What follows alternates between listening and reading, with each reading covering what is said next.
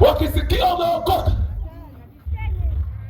asubuhi amefika, unaenda wapi? Kwenda kuna Yesu, kwenda kuna wokovu. Ila siku zote unapata shida, hawakukutetea. Wakisikia umeokoka, wanakuja kurudisha na kuambia usirudi. Ukikubali kuokoka, usirudi kwa dini yako.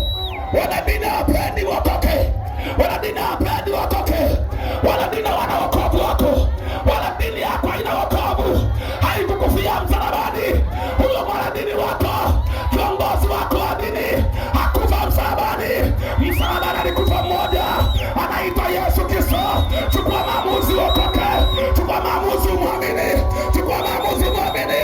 Leo yuko hapa, alikufia msalabani. Leo mkubali.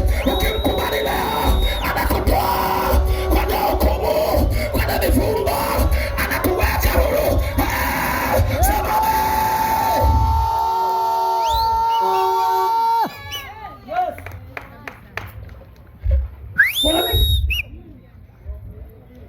wanadini waliposikia mimi nimeokoka, walifika.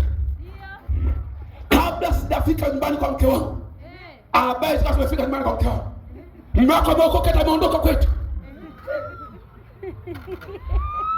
Nafika nyumbani, mama aniuliza, eti umeokoka? Ndio nimeokoka. Na nimekwambia sijafika. Na sio mbali na anapatia pale kauje, sio mbali na kanisa nilipokokea. Ninawaza zinafikia habari. Kumbe wanadini hawapendi mtu aokoke.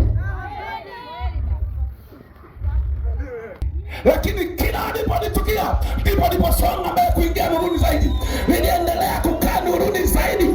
Walipokuwa wananisema, nikawa nakuwa zaidi kiroho. Walipokuwa wananisema, nikawa naongezea kiroho. Hatimaye leo nahubiri injili ya wokovu. Nawaambia watu Yesu anaokoa. Yesu akawaambia, ni nani kwenu ambaye ana kondoo, ana punda, asiyemtoa siku ya Jumamosi, siku ya Sabato, kwenda kunywesha maji?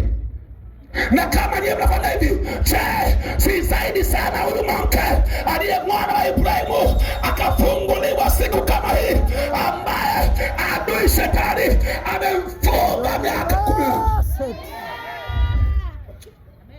Simpendi shetani kwa sababu anafunga watu. Ndio. Hata mimi simpendi kabisa baba. Kwa sababu anafunga watu. Anafunga watu.